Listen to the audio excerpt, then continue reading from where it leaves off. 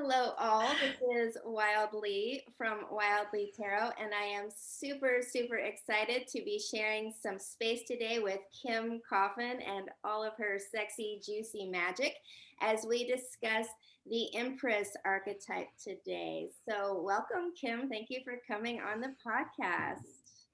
Thank you for having me. I'm so excited to be here. It's the most perfect card. Oh, lovely. So, I always like to open these by asking, how are you feeling today? Mind, body, heart, and soul. Mm, yeah. Today, yeah, I'm feeling well rested. I rested really well for the last couple of days and mind definitely excited and body would be really extra turned on. I went and did a little pleasure practice before and really just got into my body and got into my energy. So I'm like so excited to share all this. Mhm. Nice, nice. For those who maybe are unfamiliar, what would you describe as pleasure practice? Yeah, I have a full range of pleasure practices. So I am also a sexuality coach. So that could be a sexuality practice, but it can also be more intuitive, sensual dance and breath work. I love actually combined breath work and intuitive and sensual dance today. I did them both and it was like so amazing. Mm, So it could be an inner child practice. It could be playing with moving energy through chakras. It could be sex magic, which is another version of that. There's so many practices and I always do one every single day, whether it's 5 minutes or 45 or a couple, just whatever I need to use to get back to me in my body and to be present and grounded and feel really, really good. mm. And is this sort of, I'm so curious now, is this sort of a morning practice? Do you start your day off in this juicy sort of way? Most days, but not always. I'm flexible with it because sometimes when it's too rigid, it doesn't feel great, but it's always in my calendar. And depending on the morning, I can move it and jump it and just move it around to wherever it wants. That and mindset are always on my to do list every single day, and they can move wherever. Yeah. I love that. I love that so much. Okay.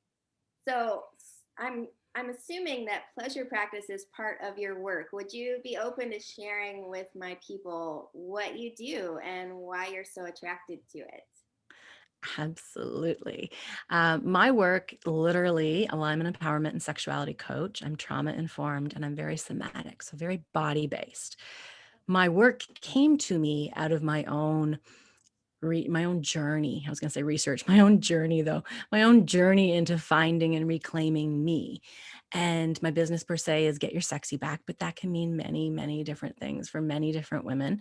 But for me, it was reclaiming myself, reclaiming my boundaries, reclaiming my voice, reclaiming my time, reclaiming my body, which was a very, very huge part, reconnecting to my body, to my sexuality, to feel safe in my body, to feel safe in my sexuality, to heal trauma, to heal all of that. So that's how I got into doing what I do. And that's why I'm so passionate about it because it is life changing. Like I thought I had a good life before.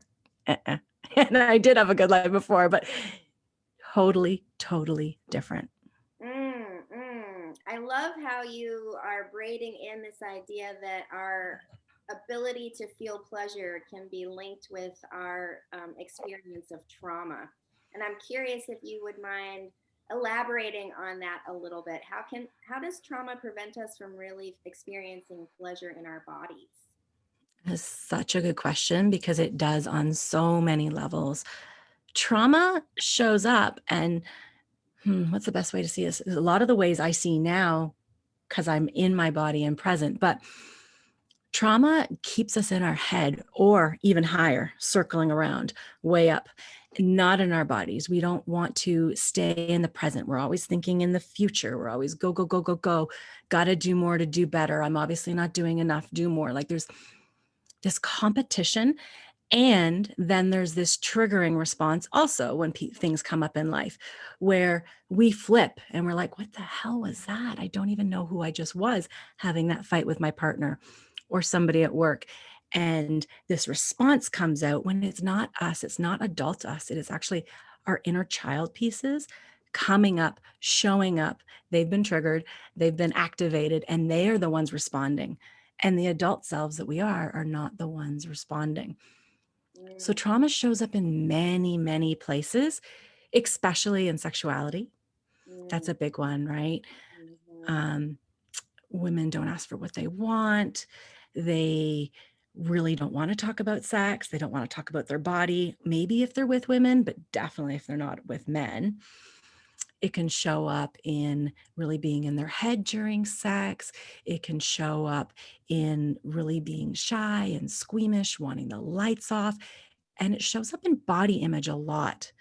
I actually wrote a huge post on this last week because there's something about trauma, especially sexual trauma. It doesn't need to be, but it could be sexual trauma that shows up in like us not, what was I going to say? Oh my gosh, cloudy thought. I swear it's the vaccine shot that I got. I'm all like cloudy in the last few days. But it shows up in like us not even knowing that we're not present and not even knowing we're like, I'm fine, I'm fine, I'm fine. And when you slow down and get present and get in your body, that is when you're like, ooh, that was trauma, and that was trauma, and that was trauma, and that was trauma. And oh my gosh. And that might seem scary to many people. I know it did to me in the beginning when I was like, oh my gosh, what kind of work am I going to have to do? mm, But this work is so much fun.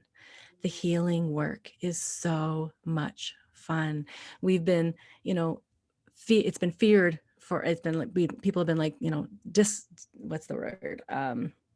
Discouraging us from going into our body, from going into our sexuality. Women shouldn't be like that. Don't talk about it. Good girls.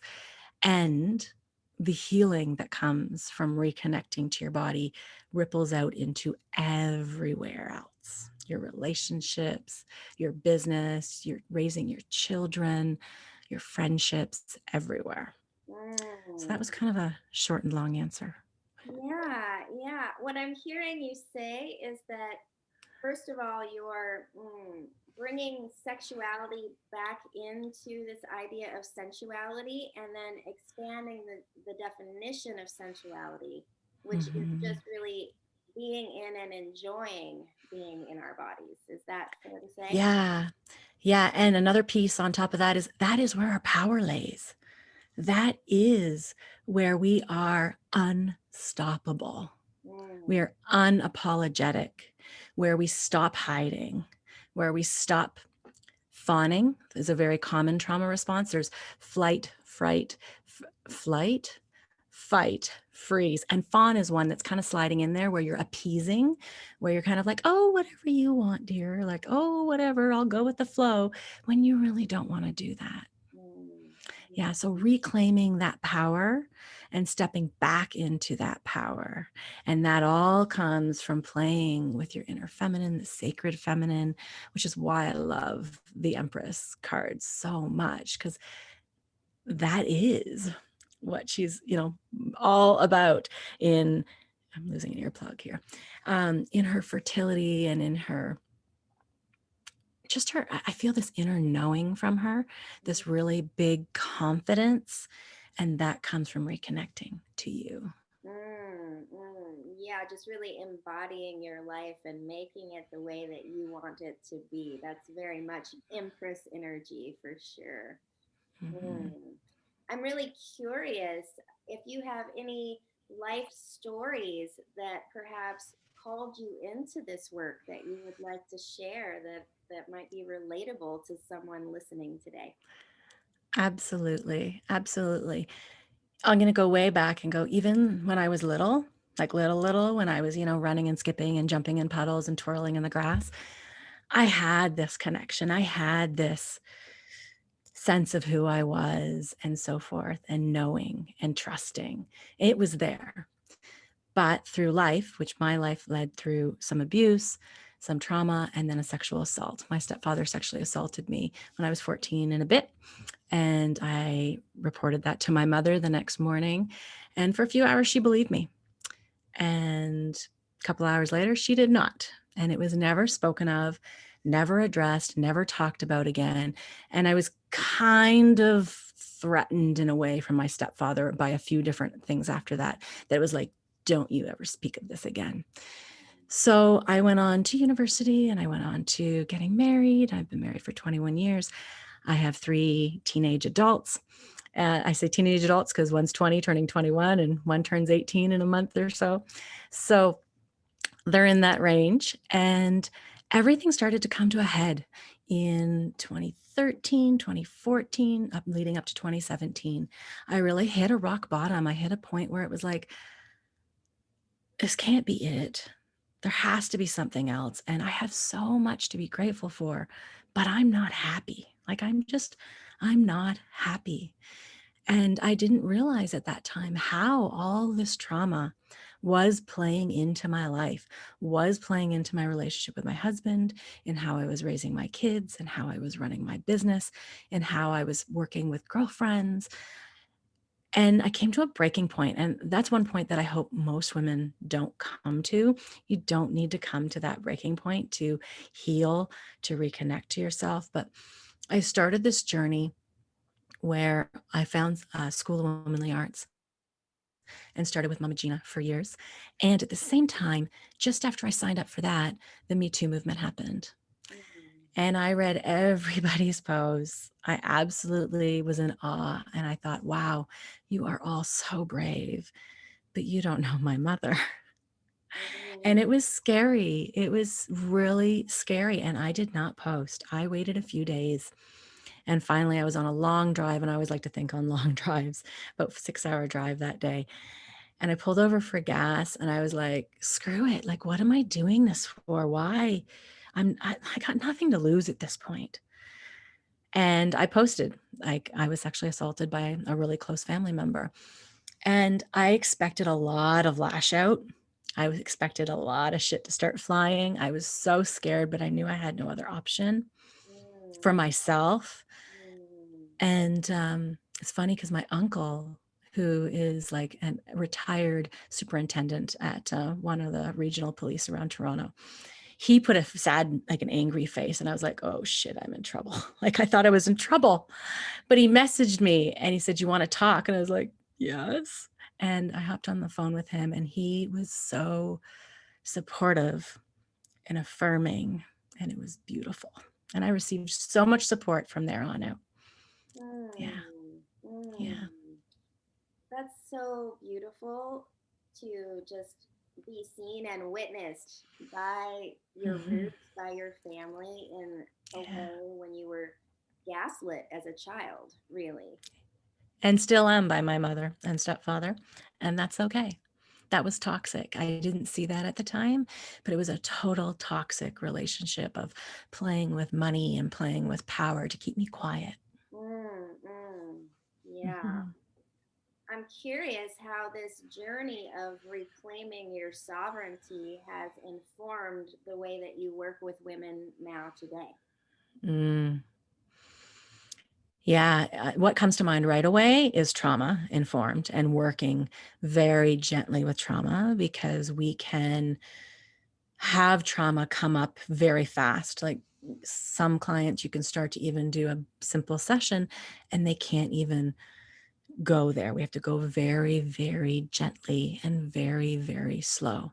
Other people have done some work and we can go deeper. So it just depends, but it is a journey. And definitely to go slow and to allow whatever my client's journey is in front of me to unfold, because it is her journey. It is hers. And she gets to, stretch and grow at her pace and play with what works for her the most. Mhm. Just to expand that a little bit, Please. I'm aware of trauma, but for people who are listening who maybe aren't aware, when you say go slow, it is the reason because it feels unsafe for them to come down and back into the body. Can you describe maybe Yes. what physical responses someone who is dealing with trauma might come into if they are working with you or someone else and they haven't done this work before? Yeah. You know, that you might have to ask it again, but what brings me up right away is I actually used to say 4 years ago, I can't know if you can see me, I was numb chest down, like totally, totally numb. I didn't want to go there. I didn't want to, body hatred comes in there as well. That's where I was going earlier. There's this link between sexual assault and body hatred that starts to form, especially from a young age, I'm seeing. So your question was, what will they more identify, I guess, or in What sort of themselves? actions might someone Might they? Yeah. perhaps come up that they're maybe not expecting if they've not done trauma informed work of this type? Yeah. Generally, their nervous system is going to freak out, and that could be 1,000 different ways. Gotcha. So that's why a lot of my work will bring in a lot of safety. We have to build that safety. We have to build that trust. And we have to build that inner love and connection from your higher self, from your higher power. And that could be your hand, that could be your head. Like it can be so many different things that you can use that. But if we don't go slow and build that safety, you're going to notice your nervous system freaking out. Now, that could be a range of different ways. Some people can have a panic attack. Some people could have, I don't want to go there. It might show up in like resistance, right? It might show up in trying to think of different responses from different people. Generally, it's a body response. Gotcha. And, and I'm very body based. So we'll go in and we'll play with what's going in and going on in your body. But generally, it'll be something that starts freaking out in what we call felt sense.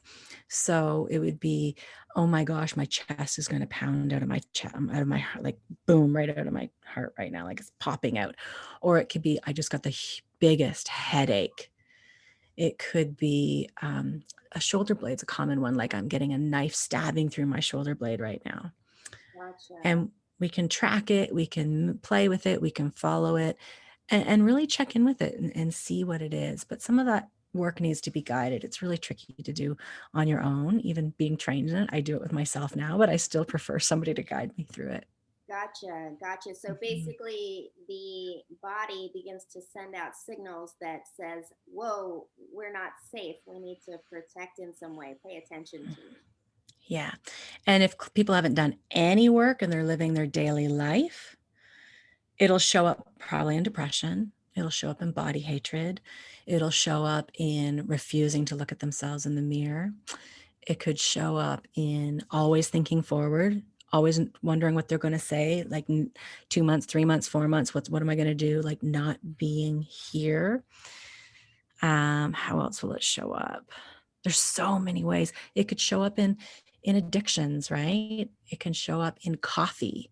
6 cups of coffee a day, probably something in there. Just it can show up in tons of different ways. Overeating, using food. Generally, you're going to know, even if you've never admitted it to anybody else, but you're just not happy and you don't know why.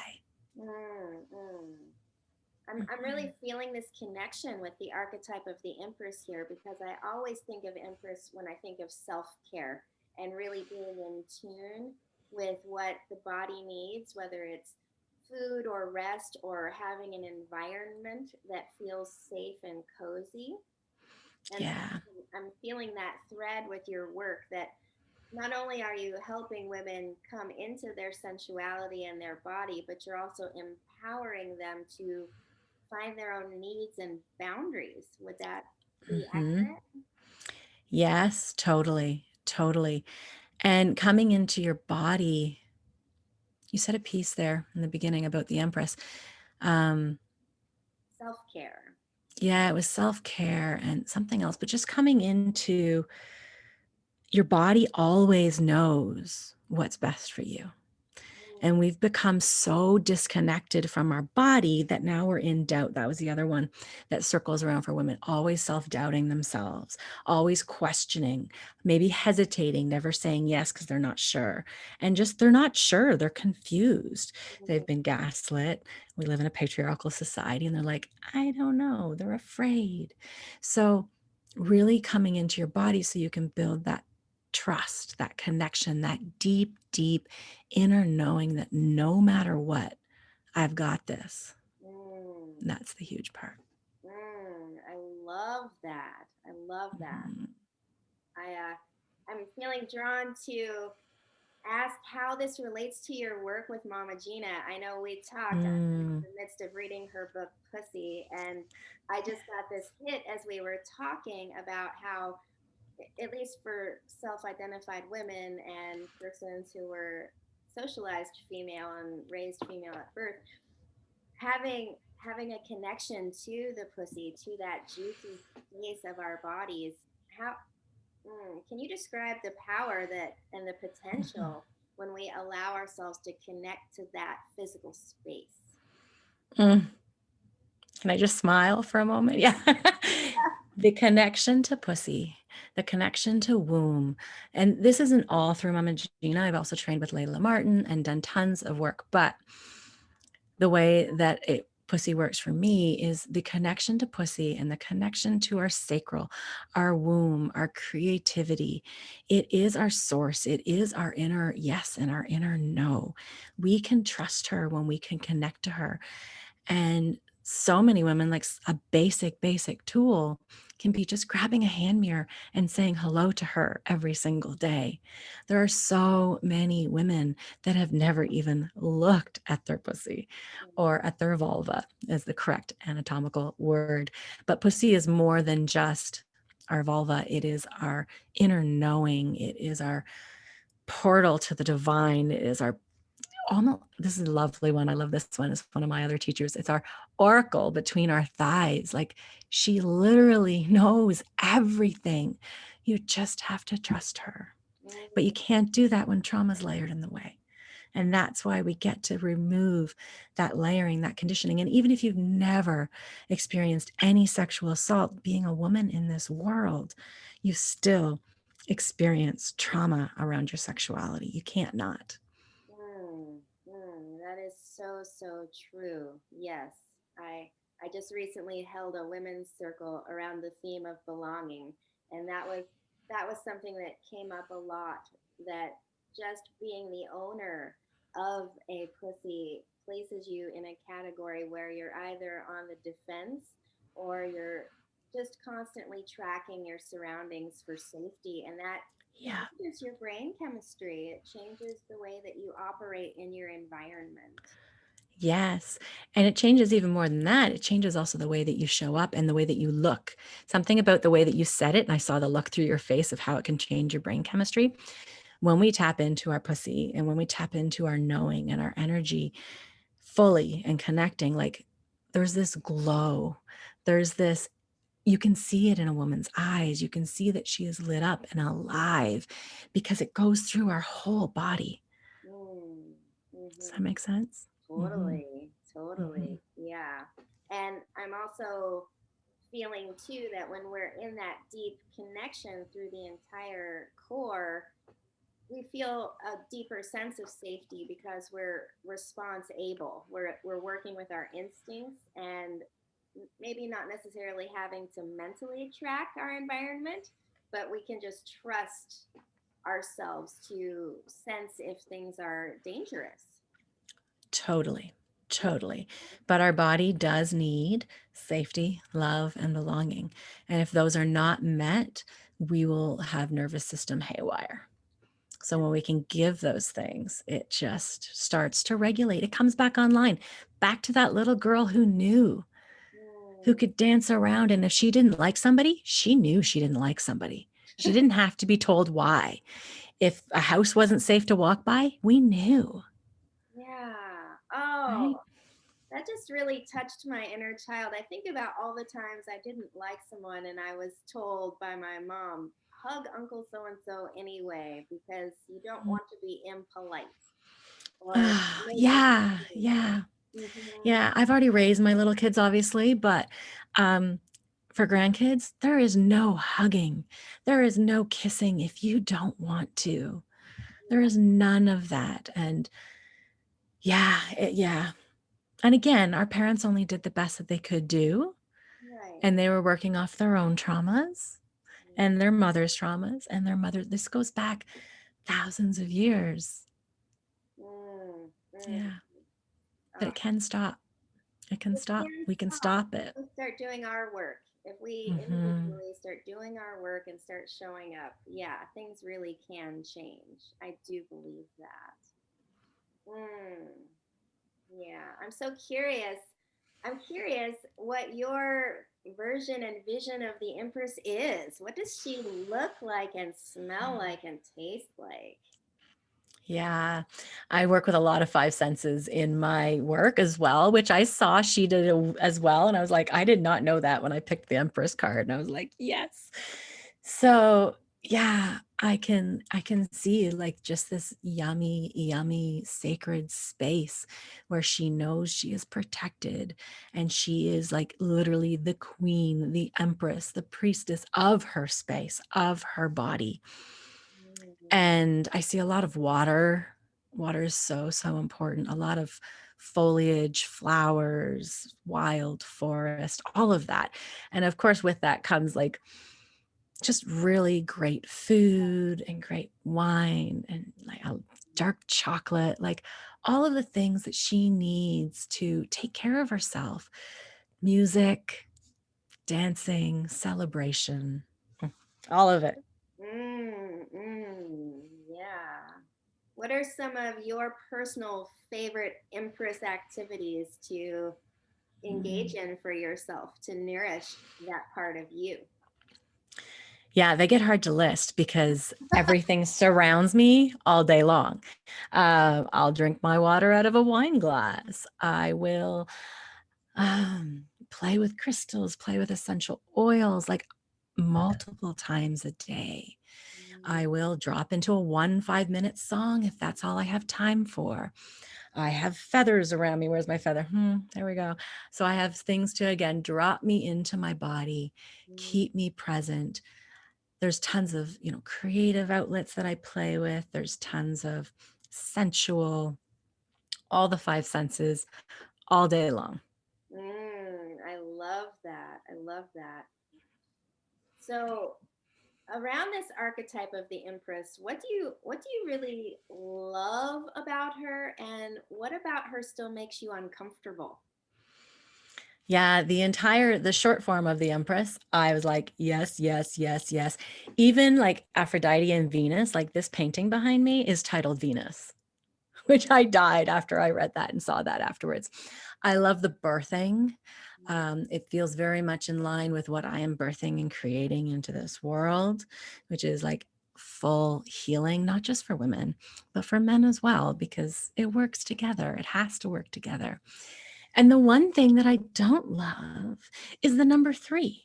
I'm more of a number 4 girl. But my husband's favorite number is number 3, but that is not my favorite number.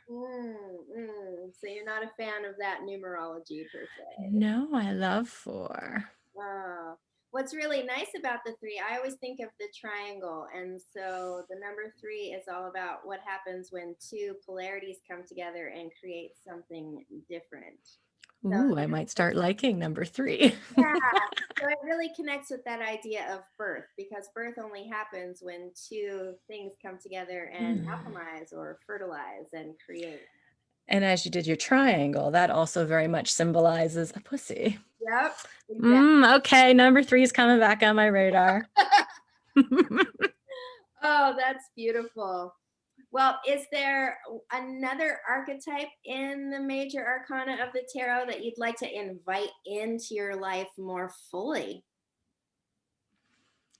Just constantly for me up leveling the empress, the queen, the priestess, like just continually up leveling Mm, and really stepping more into my own and stepping more into me and showing up that 1000%. mm, Those mm. are the 3. Yeah. What does up leveling mean to you? Mm. What does that envision? Yeah, just continuing to go deeper in my own healing and to continuing to go higher also in how I show up, in how I'm pretty damn wide open if you didn't gather that already, but continuing to do my own work and then showing, sharing what does come up, because there's just these different levels that we can hit in in ourselves, in our business, in our relationships, all of it. Mm. What I'm hearing you describe is basically the healing journey. I always think of it as the onion. We're peeling back a layer and then integrating what's there, and then peeling back the next layer and fitting those puzzle pieces into our lives, right? Yeah. And every single one allows you to show up more. Yeah, yeah. Would you be open to sharing with the audience perhaps what are you really navigating right now in your life? What is your current up leveling look like? Yeah. Recently, it's been a lot more showing up random Facebook lives. There Mm. was something in public speaking that was triggering me, and from a early grade 3, grade 4 trauma. I was like, I won the class public speaking contest and I had to go in front of the gym, and grade 8s and grade 7s were front 2 rows. Like I was heckled essentially. So by immature, bratty teenage boys, right? Ah, So there definitely was a piece of showing up in larger groups, and Facebook kind of felt like a larger group. So showing up on lives and showing up somewhere like that. If it was more of a private container, I was feeling pretty good. Standing at the front of a room, not so much. But I'm wondering now, after a year and a half of whatever we're at in COVID times of showing up with bigger groups on Zoom, if I might be able to go back to the front of that room again. But yeah, something like that. And once I get going, like if it's leading an interaction, I'm great. But if I'm the only one speaking, I can feel it bubbling. So I've been playing with that for the last year and a half. yeah, yeah. And what kind of body response do you have to that sort of reaction, that trigger? Yeah, I'll actually get like I can feel it coming up my body. It's almost like I'm leaving maybe my body, but I'm coming all the way up and I get into my head. And even if I was standing and talking for 3 or 4 or 5 minutes, I almost don't remember what I said. Ah, Right. So I was having to, at the one point, having to like memorize what I was going to say so that no matter what, it would come out. But that wasn't feeling real in the live either. So really just starting to drop in and trust, build safety, build that calming, I guess, my nervous system through many, many different tools, through practicing, working on it in between, not even public speaking, like doing it through breath work or doing it through a release practice. And then constantly practicing and showing up and working through it if it did. That's mm. why I play with like different crystals at my desk. I've got like jade egg, I got a whole pile here. And same with the feather. It just, again, keeps me in my body and keeps me from like kind of like dissociating almost. Yeah. Gotcha. And Yeah. so, for perhaps someone who's really new to trauma work, who maybe can't even track when they are doing that, what what are some good signals that people might start to put into their consciousness to see if they're actually having a trigger response that they're not even aware of? Mm-hmm.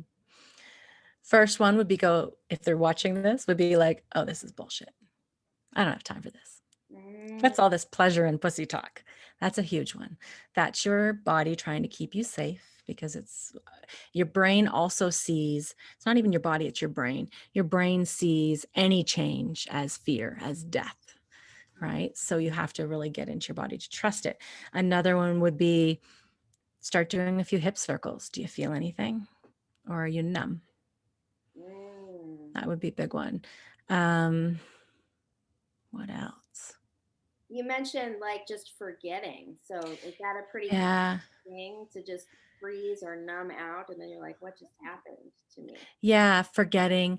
I think a lot of it would also run to those addictions, overworking, eating to, work through your emotions, drugs, alcohol, depression, anything of those things that you're going to over and over to save you or to relieve you, or you're getting angry. That's a big one for women, actually. I don't know why that one didn't come to my brain earlier. Just really reacting, as I grab my hair, really reacting, right? Instead of being, Mm, really doing instead of being. mm. I just really got hit with that idea of addiction. Like, addiction really is. our brains trying to comfort our bodies and our nervous systems. And it's so ironic because if we could just soften and allow ourselves to be sensual beings, that would probably comfort us in the same, Yeah. in a different way, but probably more nourishing, I would think. Yeah. It's how we came into this world. It's how we knew, even in utero. Yeah, Mm, totally. mm, Totally. So it's going to be some response. And you honestly do know it deep down. You yeah. know when you respond that way, you're like, why did I just do that? You might not admit it to anybody, but you know it. Right. There's just a sensation of well, like what you described earlier, can this really be all that life is? I'm dissatisfied. I'm uncomfortable. I'm stuck Yeah. And and numb. Numb has numb. come up a lot in this conversation. So that's pretty Yeah. common for women. Yeah. They might say they don't feel pleasure during sex. They might say they feel pain. Pain's a big one too. Mm, I worked with a lot of hip, pelvic, low back pain all the way through. My body also, if I look back, gave me signals that it was screaming at me, if you really kind of look at it. So, one, I broke my leg when I was rushing, broke my ankle when I was running around rushing, trying to do too much. mm, It wanted me to slow down. Another huge one was I was sexually assaulted on my left breast, and nursing my babies, that triggered me. And I ended up getting mastitis 3 times on my left breast in the first 6 weeks of my first baby. Like, it was like screaming at me, right? So your body will give you signals. It could be pain, it could be dysfunction, it could be numb, it can be anything. There's mm. so much stuff that we hold, especially in our pelvic bowl as women. Yeah, yeah. So I'm hearing you say that the emotions that get triggered in these trauma experiences, the body holds on to those memories in a very physical way until we take the time to be with them.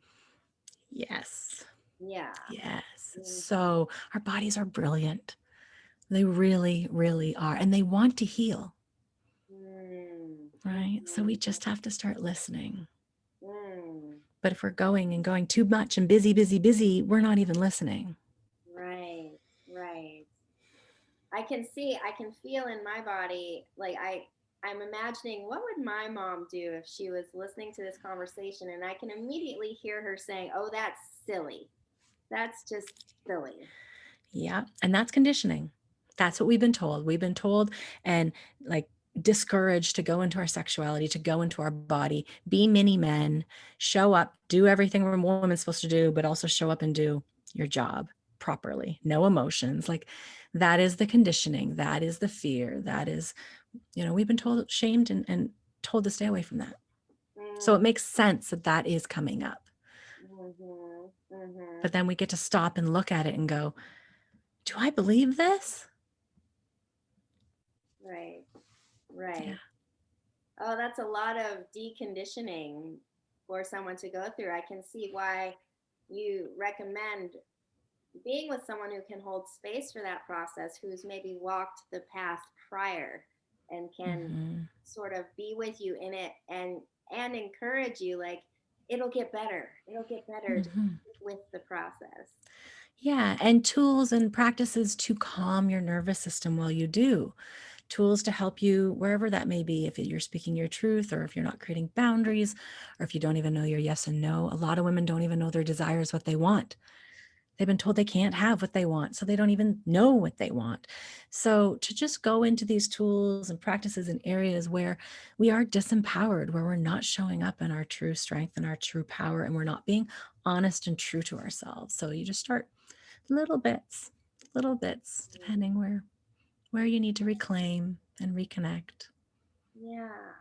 I know for myself anyway that it's a lifelong journey, this whole healing experience. But there was a point where I was like, oh, I've done a good portion of work. I'm feeling pretty solid. Do you have just a general, I know you can't say for each specific person, but how long does a woman need to work with this sensuality idea and pleasure practices before she really gets to have a sensation of breaking through and beginning Hmm. to feel a shift? Do you have any idea of a time frame? Time frame, not so much, but I kind of have like a 3-step process that I'll take people through because it depends where they're at and it might help kind of break it down.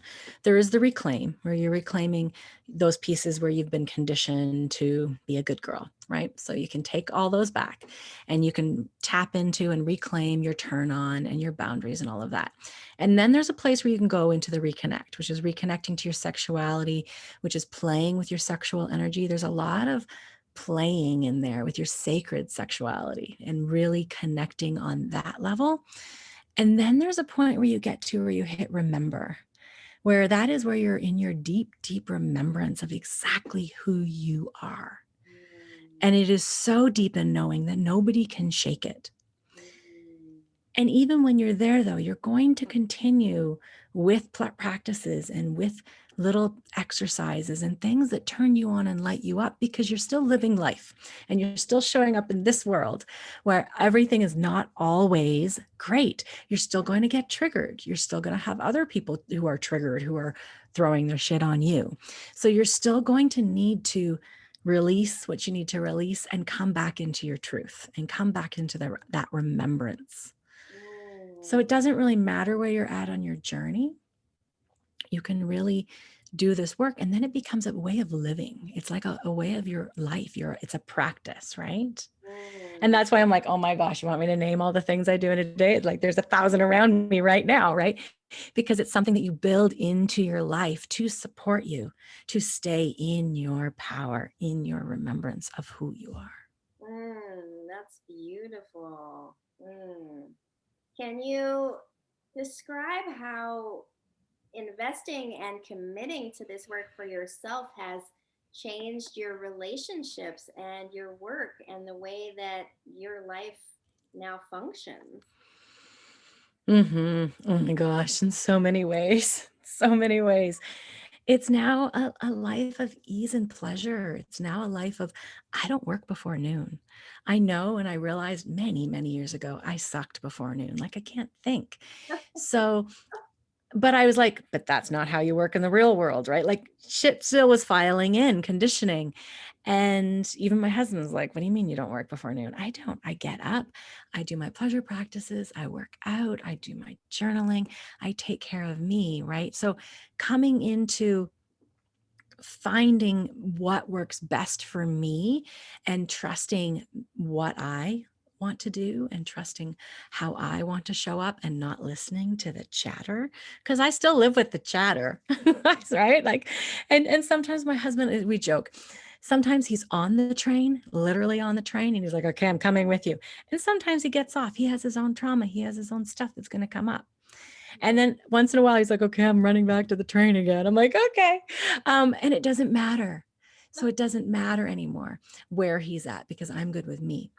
And we've been married 21 years. And my kids, they'll all say, like, this is so much better. Like, I was so angry. I was so frustrated.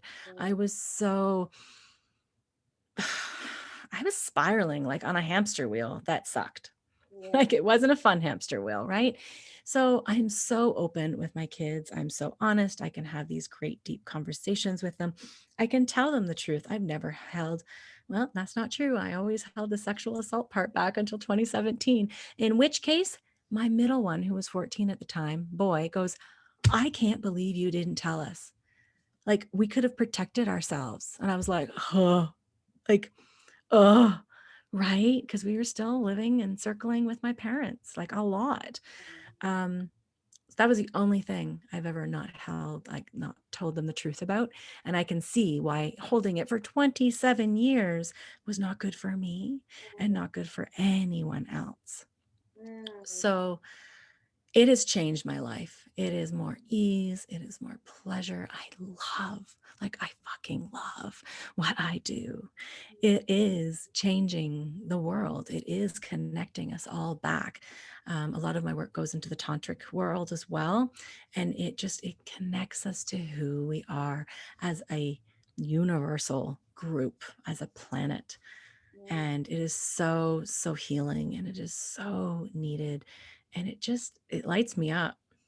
I can totally see that. Yeah, and I love that idea of our sensuality and our sexuality being sacred and being the thing that really connects us to this planet, because in the at the end of the day we are just animals. Like, we're Yeah. animals with really big brains who think we're really really smart, but at the end of the day we all were made by two people making love. Yeah, we are erotic, sensual creatures. We're born into this world naked. We cover ourselves up all day long, Right. There's so right? much shame. There's so much shame, and then at the same time, objectification of this thing that is so basic and primal. And at least in my experience, some of the best times of my life, like the times when I feel the most connected, the most seen, the most intimate with another person, like really nourishing times. And I'm curious, just because I have teenage boys and we're having these conversations, like, how do you integrate this idea of sacred sexuality in a culture that's driven by things like pornography and disrespecting of the female form? I have the full conversations with them. We had a long weekend about 3, 4 weeks ago, and there's a whole pile of bubble kids. Like my daughter had 15, she has a bubble girlfriend, and my 20-year-old son has a bubble female friend as well, but not girlfriend. And we talk, like we're playing games at night and we're talking, and I've got like my pussy book laying out. I've got female anatomy of arousal laying out. I will drop into some of my sexy songs. I will. And then that weekend in particular, I was like, do you guys want to see a 5-minute video of a whole pile of vulvas and a whole pile of penises? And they're like, yes. And I was like, I showed it to them. And the reason I do this for my clients, and I thought my kids were finally ready, is there's so many women and men who hold shame in what they look like. And we've been shown this pornography world. So I'll have this conversation with them. There's this pornography world where you women look all neat and tidy and are all pretty down there. And it's not real. It's fake. So when I can show them these videos and say, look, and there's over 100 different women and over 100 different men where they can go, holy crap. And as soon as you start that, they see themselves in a few, right? And they're like, oh, so I am okay. Yeah. There's nothing wrong with me. So we're having these conversations. Um, I have a toy chest in my room. Years ago, I said, if you don't want to know what's in there, don't open it. My daughter comes in and opens it all the time, and she's 15.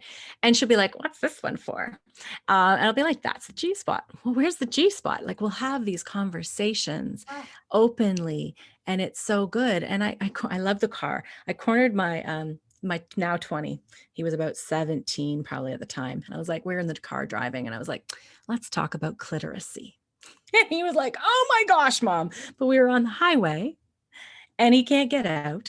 So he had to talk about clitoracy for a while. I think the car's great because you're looking forward. You don't have to look at each other. uh-huh. Uh-huh. It's a great place. So just start the conversations, be open. You have to be open and comfortable yourself. And some of the times, like even my husband, I get looks from him like, oh my gosh, are we going there? And I'm like, yeah, we are. I don't get them very often from him now because we've been, because of COVID, my children literally have been my weekend party people. Like that's all I've got, right? So it's their bubble friends and us, and we play card games and do whatever. So there's been a lot more conversations in really exploring sexuality, in reclaiming the word whore, in reclaiming the word bitch, all of these things, even witch, which one of my friends is Amy Lorbody, who is business is witch, bitch, whore. And I just reclaiming those words for us, reclaiming pussy, reclaiming turn on, reclaiming all of this so that all women, no matter what their age, can be healed, not triggered, not taken down a notch. All of that conversation kind of comes really just to being open. And in the beginning, I wasn't comfortable starting it with them, but I was like, oh, we're going there. Like I have a pussy pillow sitting over here beside me. I leave stuff like this out. And actually 2 weeks ago, my son, I have a whole altar behind me. There's a crop, there's a feather, there's a whole pile of pussy pillow lube because I show my clients stuff. And he comes in here and he goes, I really like this room. So they can feel it. They Yeah. can feel the energy that comes from that sensuality, from that openness, from that being yourself. Mm, mm.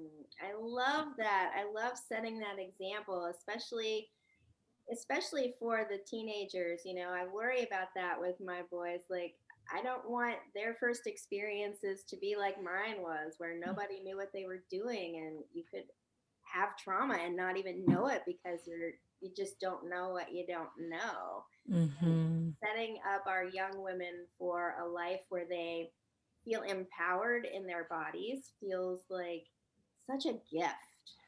Mm-hmm. It really does. And watching movies, if there's a bad scene that you're like, whoa, whoa, whoa, push pause, talk about it, Yeah, yeah. right? Mm. I've bought all my kids' condoms now. Yeah. Way back when, it was because I used the excuse of, I have a latex allergy. You probably have a latex allergy. Here's some latex free condoms. Uh-huh. Um, but yeah, I always have. And last summer, I showed my daughter how to put them on. They didn't get sex ed properly in grade 8 because of no school. So I brought out a fluorescent pink, real looking penis and I was like, let's learn how to put these on. And she was a little bit like, oh my gosh, but then she was like, okay. Like, and then she had fun with it, right? So Yeah. just being open, the shame that we create by never talking about it, by never talking about our bodies, never talking about sex, never talking about body parts. The silence creates a ton of the shame. Totally, totally. Woof. I can feel my homework assignments coming in from this conversation. Oh, Kim, it's been such a joy sharing space with you. I've really enjoyed this juicy conversation. Would you like to talk about any projects or offerings that you have going on and how people can find you to learn more about your work? Absolutely. Absolutely. Thank you. Easy, my website is Get Your Sexy Back, and it is .ca. So getyoursexyback.ca. I have anything from free to mid to higher end entry. My free Sexy Back Salon series happens every single month. It's a free hour-and-a-half class to join in, to reconnect to your body, to Mm. just learn some of these practices. I share that. So you can sign up for that on my website. We might have the notes down in the show notes too, as well, on the podcast. We'll see what goes in there. And what else? I have private coaching. Actually, I have 2 spots open for private coaching to work with me privately right now. You can reach out. We can have a free call. You can do it through getyoursexyback.ca or just find me on Facebook and message me. That works too. Awesome. Thank you so, so much for taking some time with us today and helping to just expand this conversation about what it means to live a pussified life. I really, really appreciate your time. Thank you so, so much. It's been a pleasure. Take good care.